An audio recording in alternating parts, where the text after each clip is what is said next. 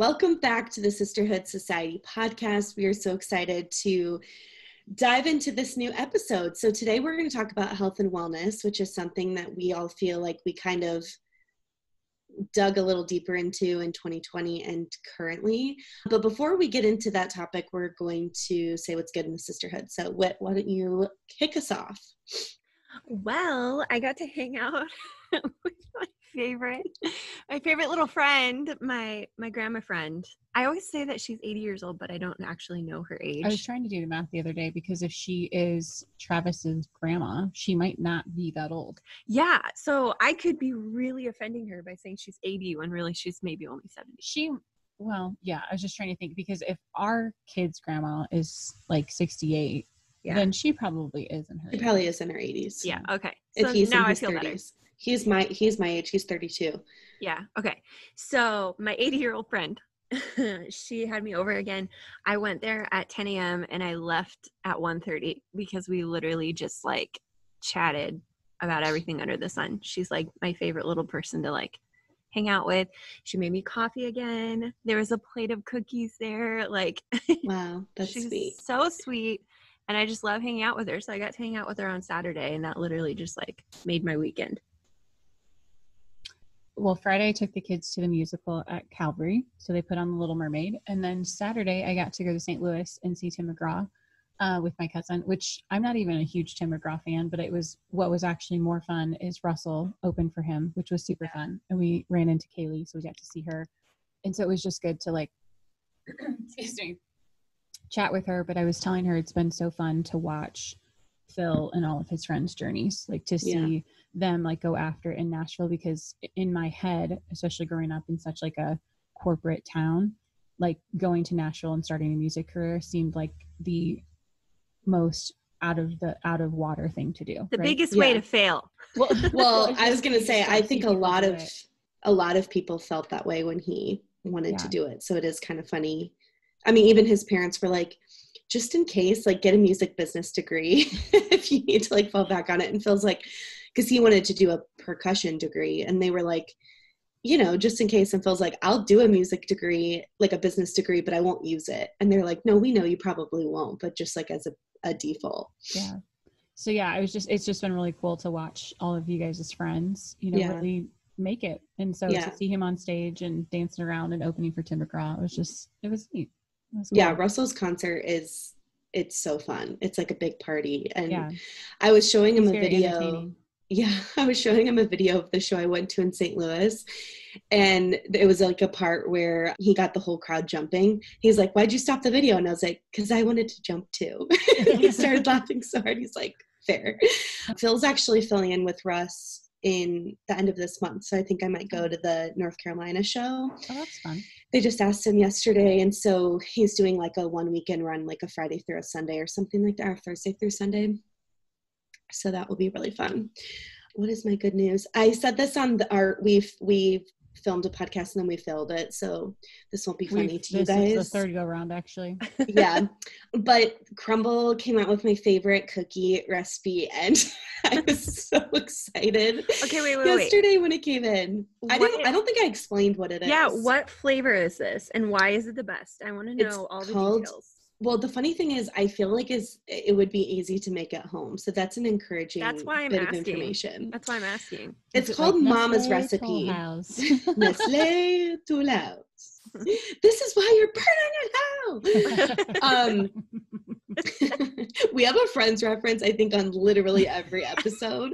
Because earlier when you were talking into your mic, you're like, can you do something for your friends that love you? Enunciate. I just watched that Barbados episode like 2 days ago. So it's a oatmeal cookie. Did I just say oatmeal weird? Oatmeal. Yeah, you said oatmeal. Oatmeal. I say milk weird too. Oatmeal, chocolate chip with toffee and butter, peanut butter chips. I've never thought to mix those together because usually oatmeal is usually like cinnamon flavored, like cinnamon based. Yeah, no, it's not. And it's like it's called Mama's Recipe. And I was saying oatmeal, chocolate chip, toffee, and peanut butter. And peanut butter chips. No, not peanut butter chips. Yeah. I could probably recreate that. You should. Oh, It's like good for peanut me. butter. Okay, yeah. Peanut butter chips. Instead of butterscotch That took chips. you so long. Well, I was like, is she talking about like actual chips? Like, why would We had like moved on, and you're like, oh, peanut butter chips. Like, why are you correcting me? We both said peanut butter. In my chips. head, I was thinking chips. No, like not like chips, like yeah. You know, like a like chocolate chip, but peanut but butter. peanut butter chips. Okay. Got it. Anyways, peanut butter potato chips. Well, they have weird potato chips out there. I don't know. Oh my. Anyways, that was it. I've had chips in a cookie before. Yeah. Okay. Yeah. Okay. Now that we've revealed the fact that I've been eating cookies, we're going to talk about how we are the pillars of health. Last week it was a good fritter. This week it was a good cookie. I know. People are like, wow, you really are so healthy. Follow us for more tips and tricks. So one thing I felt like we get asked a lot is like our health journey, because I feel like everybody is on a journey. It's not just like a fad or a 75 hard plan. Like we all three have really kind of committed the last 2 years of our life to kind of restructuring the way that we feel about weight loss and the way we eat and the way that we work out and stuff. So we thought we would kind of talk about like, I guess what led us to that conversation and how it's more mental than just physical and how that has all kind of come together for us. But I felt like it started, at least for me, I don't know if you guys felt this way, but it started for me in the pandemic. But do you guys want to share first kind of how you felt like you made the decision to make a change? Well, mine, I had just had Ever in December of 2019. So I was postpartum and I was like, I really need to get my body back because I knew she's my last kid. And as soon as I stopped breastfeeding, I was like, I want to just like feel more comfortable in my body and feel like it's mine again instead of being a baby making factory. Well, I had a baby in 2020, so I really wasn't focused on a health journey at that point because I didn't have Briggs till August. And I was recovering from a C-section for a good 8 weeks. And so I actually didn't really start until January of 2021. And I felt like I went really hardcore into it because it was the same thing. I was done having kids. I had just turned 40. I wanted to like take back my body. I wanted to get back in shape because I had really spent the better of like 8 years being pregnant, getting over pregnant or trying to get pregnant again. And so I went hardcore into it and then just kind of fell off the wagon around March or April and just didn't really get back into it completely until really the beginning of 2022. So yeah. Do you want me to explain why I fell off the wagon? Or are we just saying our why at this point? No, we don't have to. So in 2020, I felt like when the pandemic hit, all of us kind of realized, well, it was obviously difficult to take a step back and look at your business as a whole and try to figure out like, how to restructure it. And I think all of us had kind of made a decision that we wanted to rebuild the way that we wanted it for the future. And one thing that we had all kind of said was, we want to make sure it's more sustainable going forward so that we're not working crazy hours, and not from just like a physical health standpoint, but from like a mental health standpoint. So that was the biggest change I felt like I had made, which we had talked about in the fertility episode, I think, was just trying to get a handle on how many hours I was working and then actually like allowing myself the space and the time to be healthy, because I feel like work bled into everything I did. And so if work was stressful and I felt anxious, then it was also going to affect like my health journey. And so I felt like I needed to align that first before I could like really wrap my head around the physical, aspects. And so we met with a health coach who we may have on the podcast, but her name's Renee, and our mom had introduced us to her and said like, hey, I'm going to do this. If you guys want to join in on it, let me know. And Renee's entire practice, if you will, is just kind of discussing like, not just like what you're eating and how you're working out, but like the why behind why you want to be healthy. It's really health. It's really health encompassed in body, mind, and soul. Yeah, it's like all things. And it really helps you uncover like maybe childhood stuff that is connected, or the way that you were brought up, or environmental trauma, environmental things that happened when you were in school. I mean, it could literally be connected to anything. And so she definitely wants to help you, like, on battling sugar, or, you know, how to get a workout plan. But I feel like there's so much more to health than just what you eat and how you work out. And so it's kind of like battling the mental journey. So Whit and I both started with Renee in the spring of 2020, and I still actually meet with her once a month, just as like a maintenance kind of thing. But do you want to kind of tell them like how that helped you, Whit? Yeah, for me, I just needed almost the accountability too. Yeah. I started off, she kind of allows you to choose what, if you want to do like a diet plan or how you want to eat. And I did keto because I knew that that worked for me, which it did. It did work for me. And I stuck with that for almost a year. Ended up losing a good 60 pounds and just felt really good, except toward the end of that, I started noticing my hair was starting to fall out and I was always exhausted. And so when I switched kind of out of keto into more intuitive eating, I wasn't eating enough and I wasn't eating often. And so when I would eat, I would just feel like I was packing on the pounds and my skin got really dry. I started breaking out. What else? I was cold all the time. And so that alerted me that I have a thyroid issue. And it wasn't just like going on keto, although low carb for a person with thyroid issues is not the best. I feel like it just kind of helped me navigate what was best for me instead of just being like, okay, let's do a diet. Right. So since then, I had gained some weight back, and a lot of the weight back.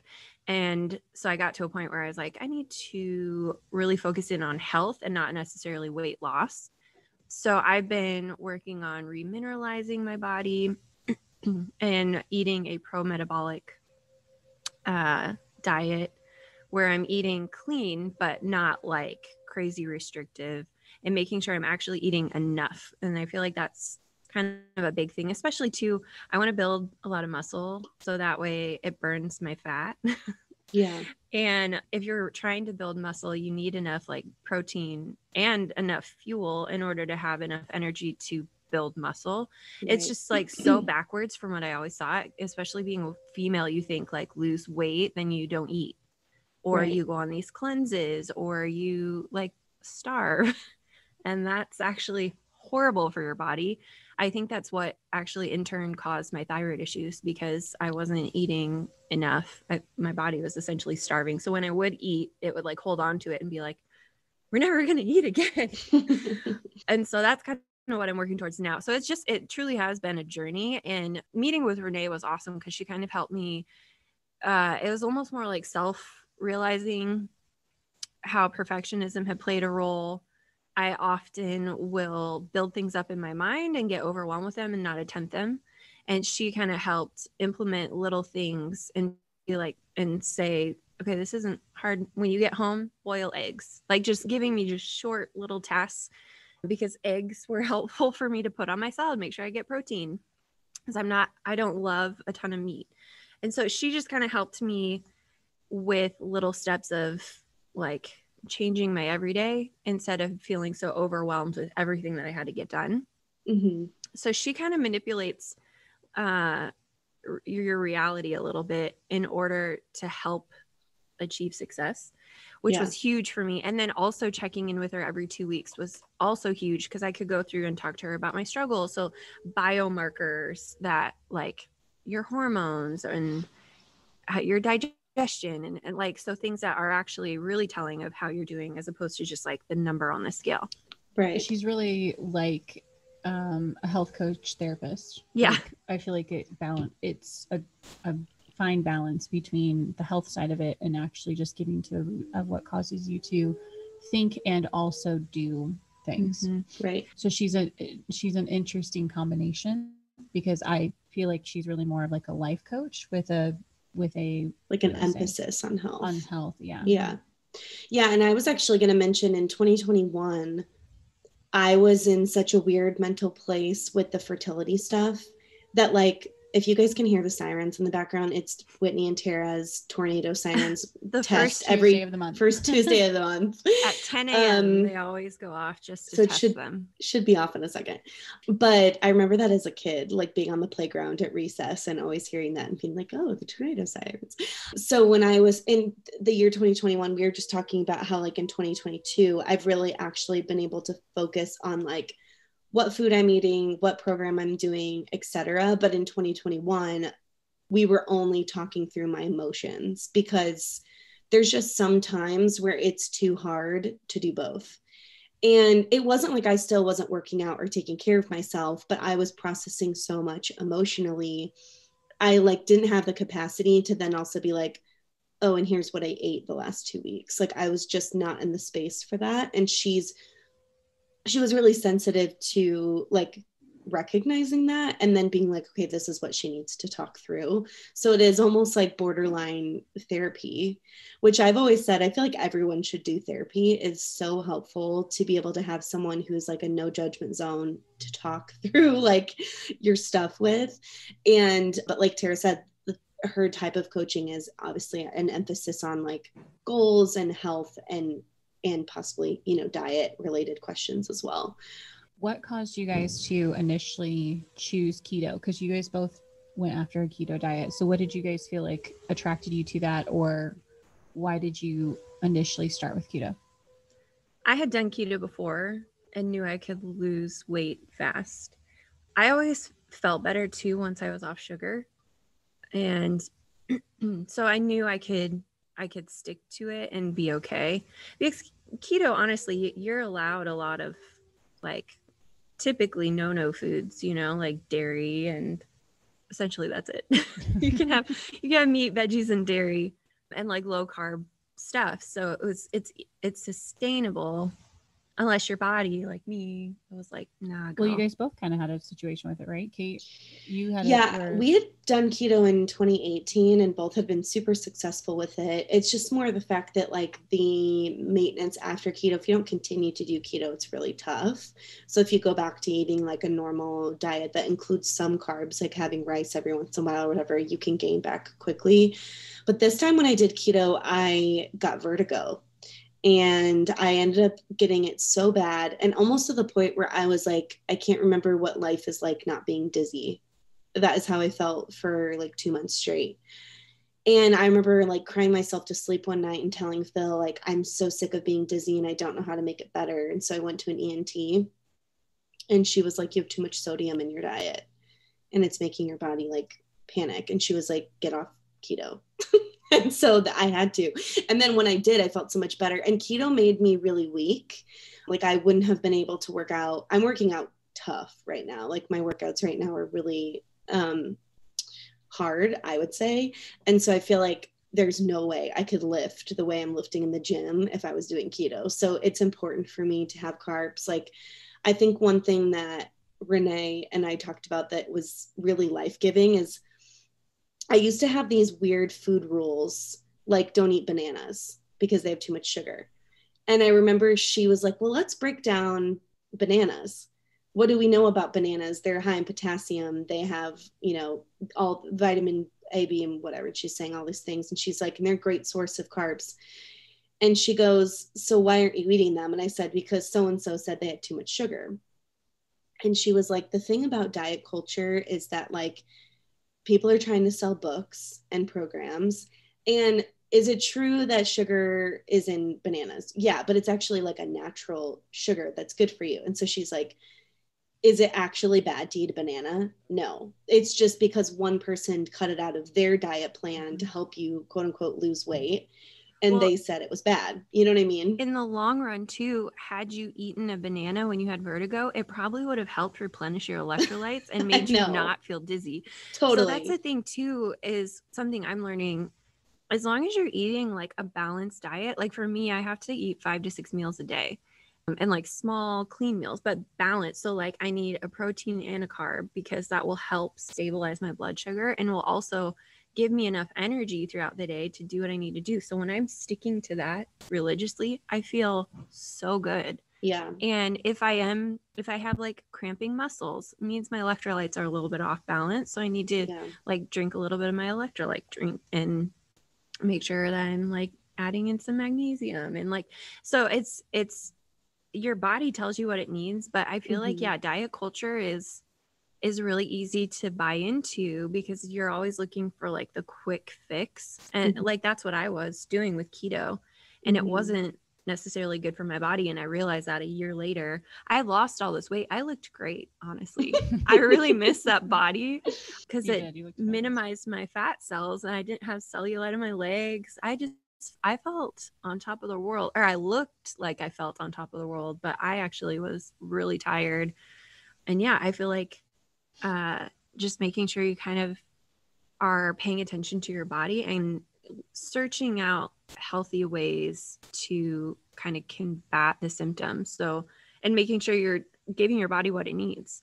That's one thing that's been really nice is I'm kind of learning the weightlifting world a little bit. They have it down to a science, man. And I love that it's all like natural and it's like, okay, how's your digestion? Okay, maybe add in a little bit more fiber. Like it's like you're paying attention to every little thing your body's telling you and knowing how to help it naturally. I get the bodybuilding world. There are extremes, you know, there are like extremes. And then there's like, you know, where I'm at. And I like being able to read the science behind it. I love the science behind it because I want to know how to help my body as naturally as possible. I feel like it's made me maybe a little bit crunchy, but I don't mind it. I think the reality is that there's not a one size fits all for everybody, right? Exactly. Like, it's keto works for some people and that's great. And then there's going to be other diets, paleo or whatever that, you know, you're doing with the weightlifting. It's not going to be like the perfect fit for every single person. So I feel like you have to figure out what works best for your body, your lifestyle, you know, what you like to eat. You know, some people are vegan, some people are not. Like, it's just, you have to find that balance. And I feel like that was what I felt like with 75 Hard going into it. I knew that if I gave myself some extreme diet, I would never keep to it. I knew that I needed to still be able to live life in the midst of doing the workout or the program. And so for me, what worked the best was being able to give myself a calorie content or a calorie amount that I would stay within. And I could still work in calories into that or work in a cookie or something like that, because I just was like, I'm not going to be able to go 75 days and not be able to experience life, because what is the point? Like, if I get to the end of this and I'm 30 pounds down, but I've like literally been miserable for the last 75 days because of it. And not to say that only eating sugar makes me happy, but at the same time, I feel like you live life around food. You celebrate with food. You mourn with food. You like, you know, if you get a promotion, you get a cake. If if it's someone's birthday, we have cupcakes. Like, just everything that you do is somewhere, like, you know, with you, when you want to have fellowship, you congregate around food. And so I was like, I don't want to have my life stunted or stopped or put on hold while I'm in the midst of trying to like get my body back, because once I'm done getting my body back, I'm going to go back to those things. So I have to be able to find some kind of balance and some kind of compromise to be able to still do all those things and participate in all the activities without overindulging, but still being able to enjoy. Because to me, that is how I enjoy life. I like to be able to fellowship and congregate around food. I just need to be able to do it without eating 5 pieces of cake. I need to be able to do it with having, you know, multiple bites of cake or a small piece of it, so that I can say that I got to participate in and be a part of it, but not go overboard.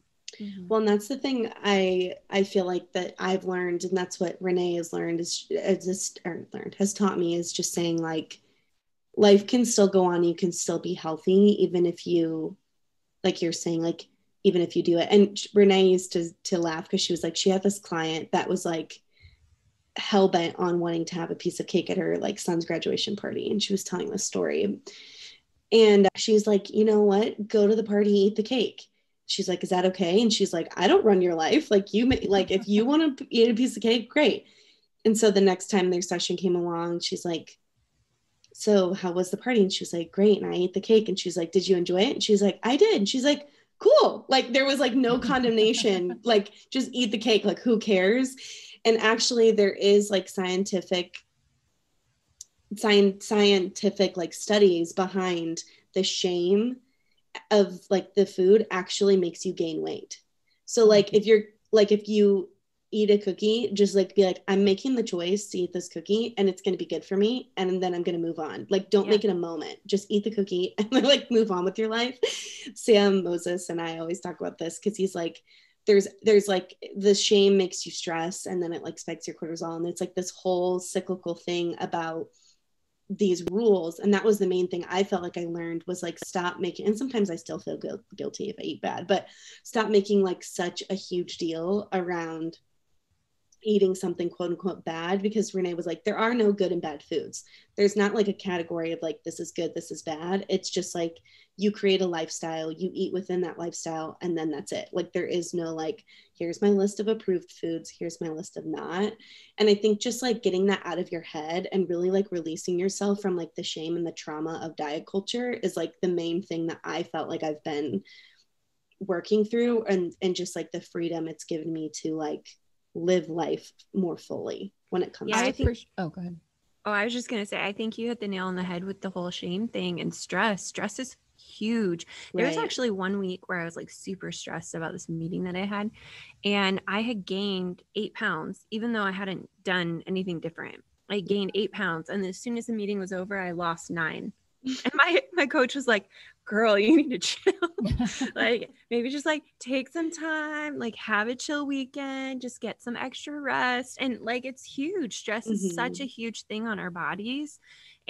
But shame is also another thing that contributes to the stress. So like, if you have this thing in mind where you're like, I have to eat according to this way. And then you have like a day where you're just like stressed and you just like maybe like, oftentimes I'll tend to disassociate and I'll snack on stuff that maybe I shouldn't. And then I feel shame because I snacked on that thing that I wasn't supposed to. And I gain like 3 pounds. But as soon as I get back on my plan, all of a sudden I drop it like so easily.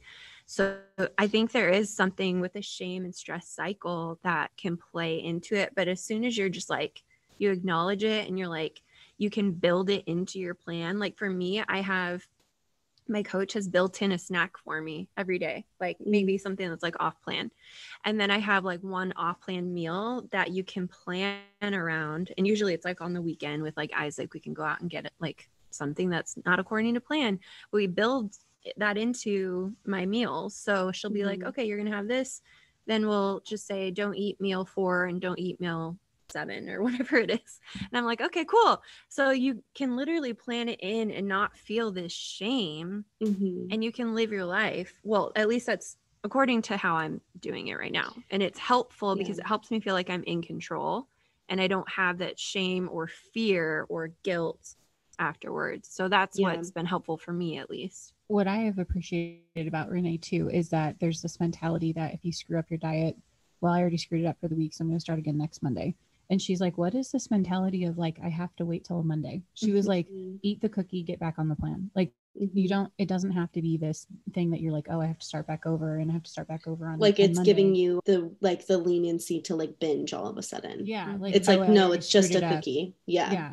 Well, and why do I have to restart on a Monday? Like, why can't I just like pick back up on a Wednesday? Like it, you know, and the bottom line is that life is always going to throw you a curveball, right? Always. So there's never going to be like this perfect scenario to like get your life back on track or to start eating a healthy lifestyle. I mean, we've talked about this with 75 Hard, right? Like you get going and all of a sudden you feel like crap, or like I didn't sleep great, or like we had, you know, all this stuff going on after work and now it's like 9:30 and I'm like, I don't want to go to my walk. And so it just, life is never going to give you the perfect scenario to like get everything done. You just have to do the best that you can. You are hitting the nail on the head. That is literally what I've been learning this last year, because I am a perfectionist. And if something's not right, then I'll want to like just throw in the towel for that day. And like literally you have to kind of find a way that it works with your life and your lifestyle, but you also need to like learn how to maneuver through stressful situations and like how to kind of fit in the things that are helpful to your body. Like I realized that when I am super stressed, like that 1 week where I gained 8 pounds, when I got on the treadmill, it just felt so cathartic, which isn't I never said that in my life. I've never been one to like love to work out. It's always been a struggle to get me to work out. And then when I finally do it, I just felt so much better, especially in that high stress week, that it just like, I was able to just like lay it all out there, and like it helped almost put my mind at ease. It helped with my anxiety. It was crazy how much actually like going and doing my workout helped. And it wasn't like it was some strenuous thing. I just like hopped on the treadmill. And that's another thing too, I've realized, is I put so much weight on the fact that I need to get every last bit out of this workout. I need to make sure I do every movement perfectly. And then I'm like looking at these other gals that like are athletes, and they just like go do it and they're done. They don't like, it's just kind of like, it doesn't have to be perfect. You don't need to like squeeze out every last thing. As long as you show up, that is actually huge. Even just mentally, if you show up, that's huge for your body, just mentally even. I was going to say, I do feel like there's a thing with intention with workout though, because I feel like there's been seasons of my life, like I've always been a consistent worker outer. Like there's not a season of my life where I've gone months and months and months without not working out. Like, especially since I've been married, I've either always had a personal trainer or had someone to go to the gym with. But I like didn't really feel like there was like an intention behind what I was doing. It was kind of like going through the motions. And I feel like when there is like the mind connectivity to the intention, there's like a lot more results, I feel like, in my mind. But what I was going to say is the main thing that I feel like I have recognized with 75 Hard when we did that was I had, I should say, this really long ongoing horrible negative self-talk happening in my head. And not only just like the food shame, but like every time I looked in the mirror or like trying on clothes that like weren't fitting right or having a bloated day, whatever it was, where I would have this like ongoing dialogue in my head about how horrible I felt about myself. And I remember Renee asking me like, what's it connected to? And I was like, when I'm not working out consistently, or like I've let things slide, is when the negative self-talk comes back. Because I'm an achiever, when I'm taking care of myself, I'm feeling like the most confident. Like even if the weight isn't different, it's like this weird mental connectivity of like, even if I'm not seeing results, I know I'm doing the work, even if it's not like instantly, happening. And she was like, one thing I feel like I need you to focus on is it's about health, not weight. And that's probably the hardest concept, I think, for women to accept, because everyone's so hard on themselves. But once you actually like wrap your head around that, it takes away the stress of feeling like, oh, I'm on a plan, or, oh, I'm on a diet, because you're not really on a diet. You're doing this because you're taking care of your body. And when you see people that are older than you having health problems, you can recognize that if you start earlier, it's like skincare. The earlier you start, the better, because you can prevent so many things in your health journey. And if you think about it from like a longevity standpoint, you're really setting yourself up for so much more when you're taking care of it earlier than later.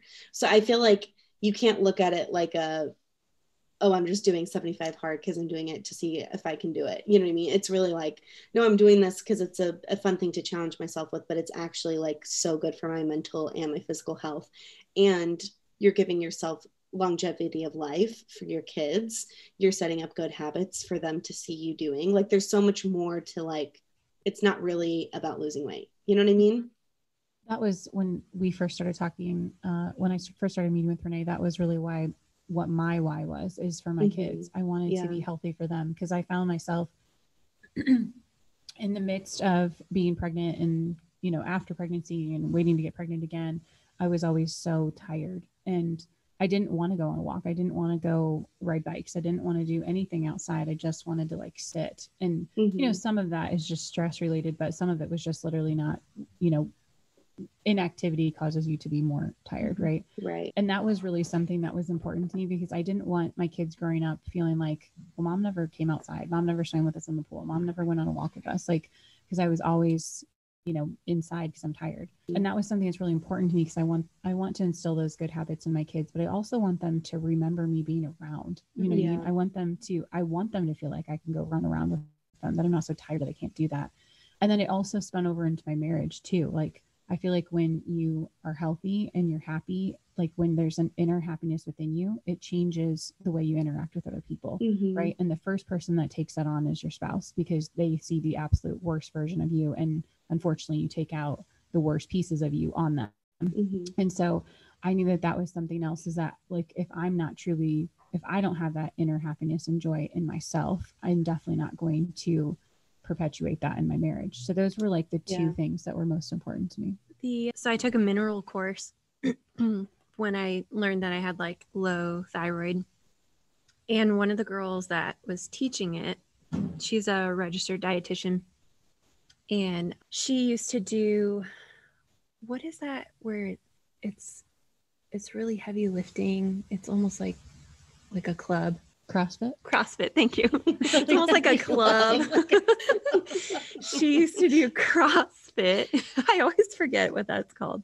Anyway, she was saying that her coach, and this is going to sound kind of crass, but she was saying that the basic biomarkers that they go by is, are you happy, are you hungry, and are you horny?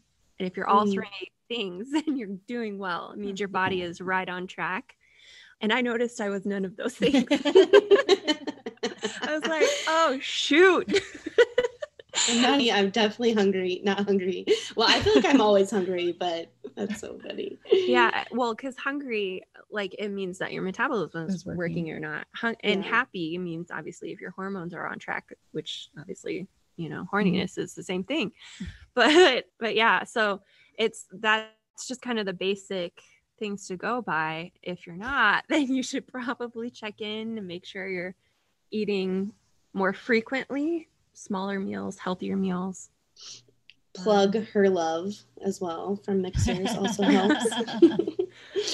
I was going to say too, I was actually going to say something about intimacy. I also feel like confidence plays a huge role in intimacy, because if you don't feel good about your body, it can also, I feel like, hinder your intimate relationship. And I don't want to like look back and have all of these silly things tied to the way I feel about my body. Like, I remember even on our last vacation with the kids, like not wanting to be in a swimsuit or playing with the kids just because of the way I felt. And then I was like, no, I'm going to go to the beach with the kids. And if they want to play, I'm going to get in the water. You know what I mean? They're not even my kids, but you know what I mean? With the nieces and nephews, and just really not letting that like inhibit the memories I was making just because I'm afraid that someone thinks I'm chubby. And newsflash, like, nobody really likes being in a swimsuit. And if you look around at the pool, there's like maybe one really fit person at the pool. Like, nobody looks like a bodybuilder unless maybe they're like a personal trainer themselves.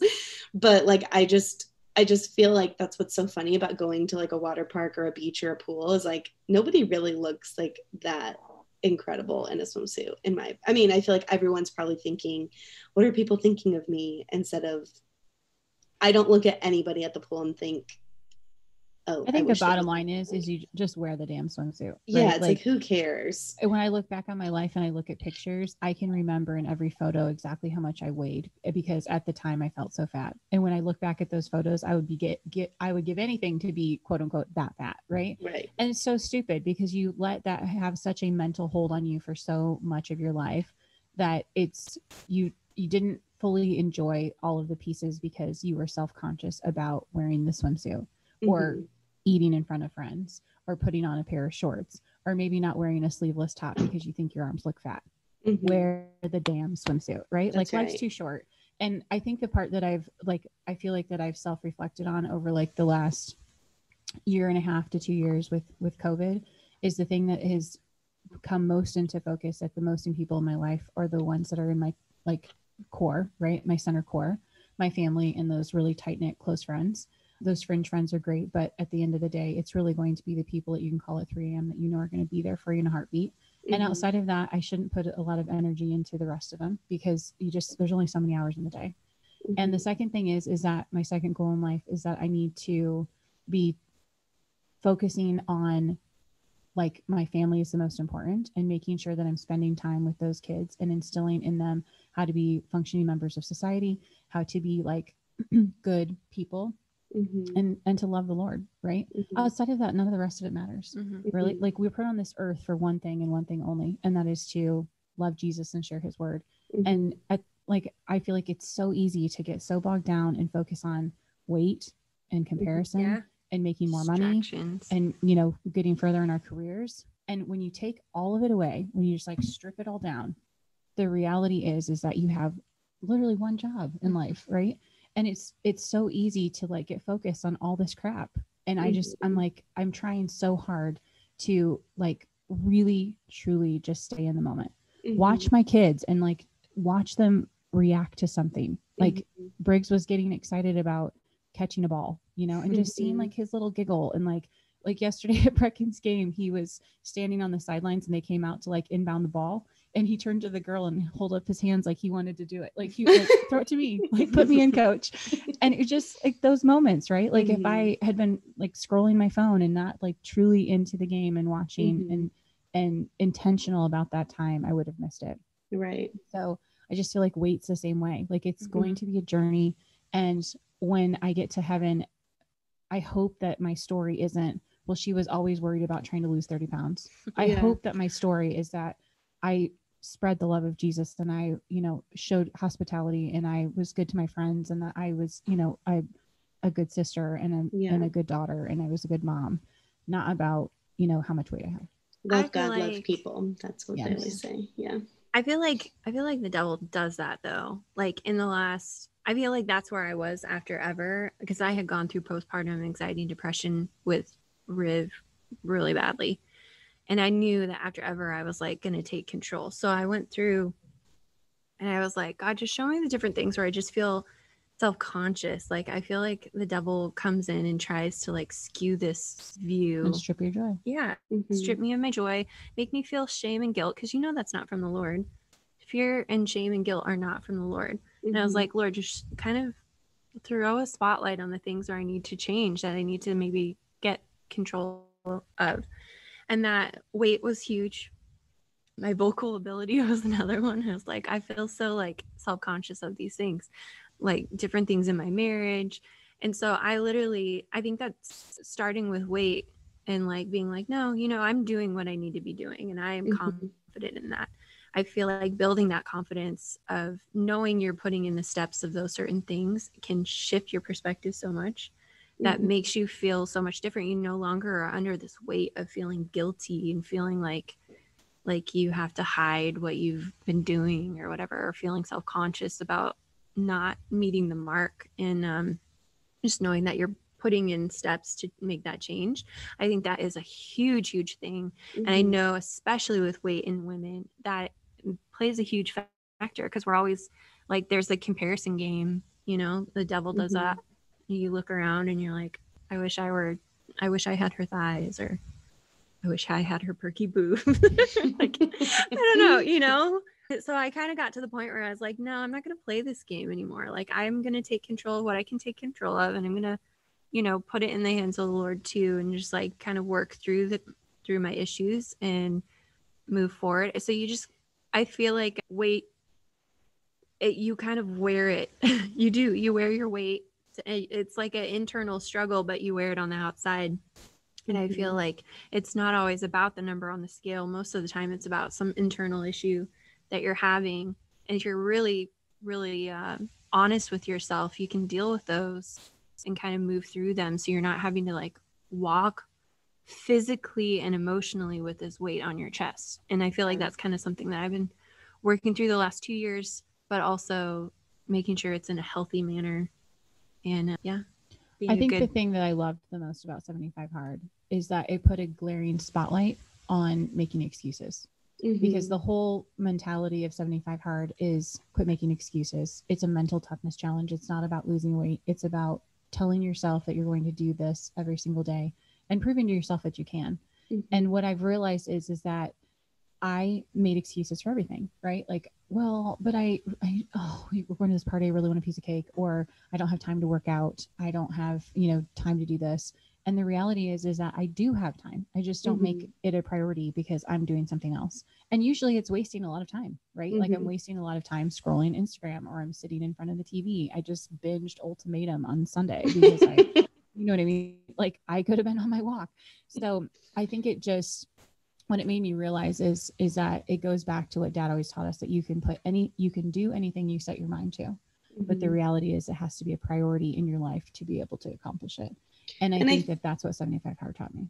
I think that if you break it down really practically, it's not as hard as it seems. And I think that I have a funny story. My trainer doesn't listen to this podcast, I'm sure, but I was joking that she was like probably mad at me because we switched from FaceTime workouts. I'd been working out virtually with her because pre-pandemic, we used to meet in a gym 3 days a week.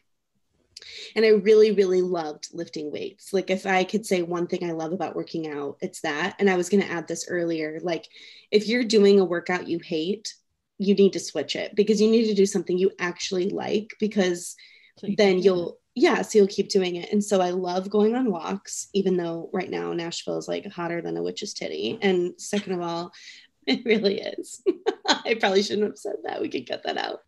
I love going on walks and I love weightlifting on like actual machines. I don't love free weights as much as I like machines. I think machines are more fun. I don't know why. Machines are more fun. What is it about machines? I have to do free weights at home. I feel like I push myself harder on machines. But anyways, I was telling her, I was like, I really feel like I'm at a phase where I want to get stronger. And I feel like I'd push myself harder if I was in a gym. So she gave me the workouts on an app and she was like, you need to go. And every day she's like, how's it going, girl? How's it going? Because she could tell I hadn't completed any of the workouts. And I like blatantly just didn't go for an entire week. And she texts me every day for accountability. And then finally she had like a heart to heart. And she was like, you need to create a schedule and go because you switched from seeing me every day and having the accountability. And so she was like, I need you to tell me a time that you will be at the gym every morning. And I was like, dang, she's like strong arming me. I really need to figure this out. I'm just teasing. She's like literally the nicest. Both Whit and I's coaches are bodybuilders. So she's like literally like the same thing like Whitney said. She like understands every single muscle and every single piece of the body. But she was like, I want you to leave your house every morning at 7:20. You're going to be at the gym from 7:30 to 8 or 8:10, and you'll be home by, 8:20. And I was like, okay, I can do that. I don't know why it took her putting it together for me, because she was like, that'll give you enough time to get home, have coffee, make like a proper breakfast before you start work at 9. And so the next week I did, and I haven't missed a single day since we actually did that. And now I have to like check off those things. But I think just like breaking it down simple and taking the fear or the anxiety out of it, it's really not that hard for me to wake up at 7 a.m. I wake up naturally anyways. And it's not like I have to shower or put on makeup. I'm literally brushing my teeth, washing my face, and putting on shoes. You know what I mean? Like it's just have to do something. Yeah. Right. And then instead of telling yourself, I'm going to get on a plan and I'm going to do this program, just get up, just do something, right? Like just start somewhere. Right. Walk 1 day a week. That's better than what you were doing before. If you were sedentary, walk it 1 day a week. Like that's what Renee would say. Like, why do you have to do it 7 days a week? Just tell yourself you can do it twice. Like, can you do it twice in 1 week? Right. Great. Start with once. She also said something to me too. She was like, if you're going to set up a schedule for yourself, like, and this is maybe the achiever, I don't know if this would apply to everybody. Let's just say you were going to say, I'm going to work out. Or like, she was like, tell me how many days you want to work out. And this was before 75 Hard. I said 4. And she was like, great.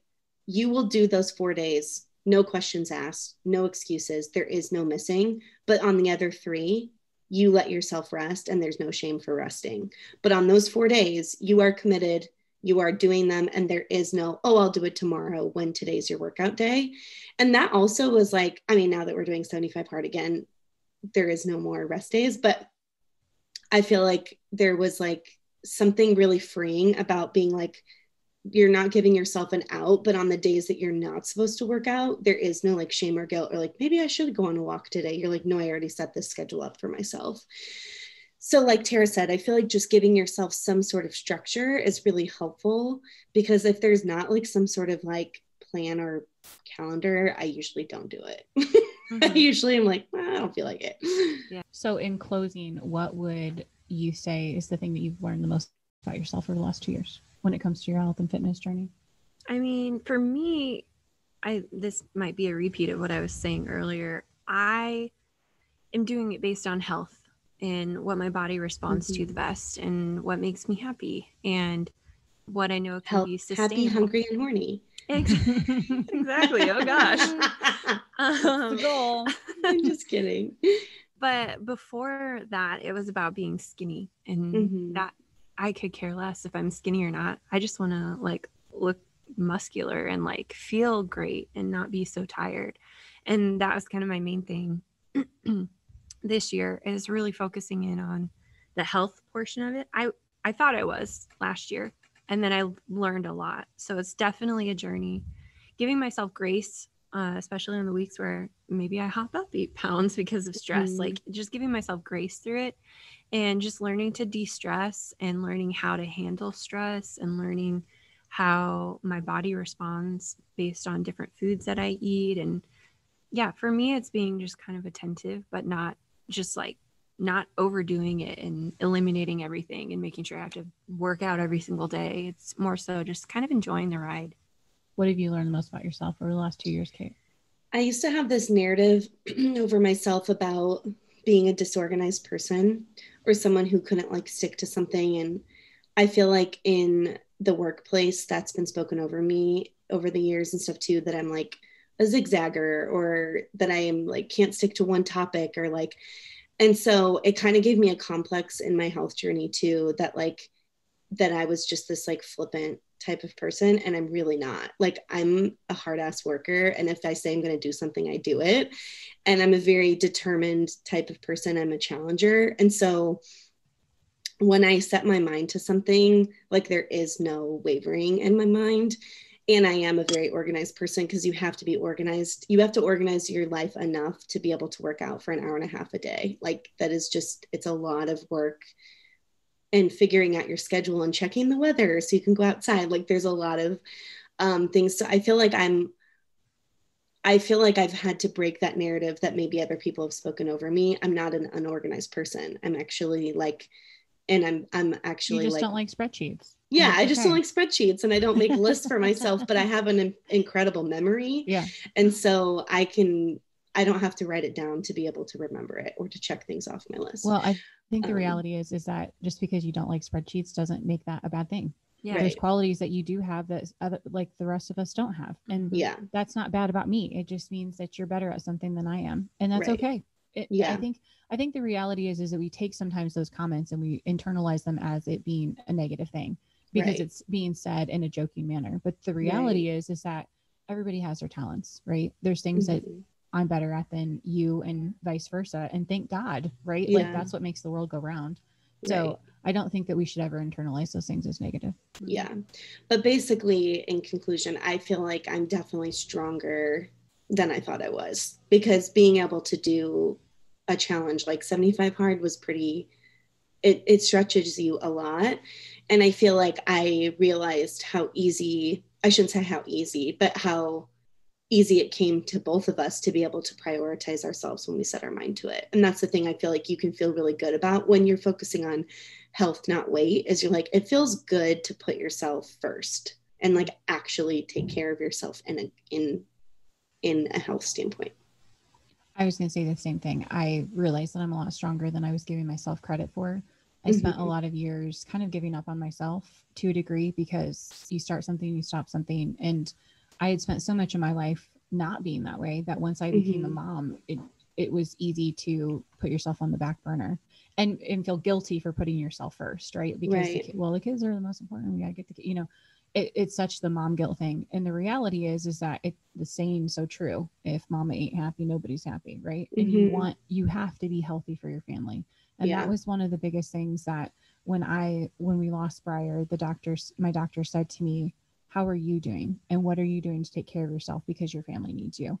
And I really took that to heart because it was something that I was like, it's true. Like I am the hub of my family. And if I'm not in a good space mentally, everybody feels it.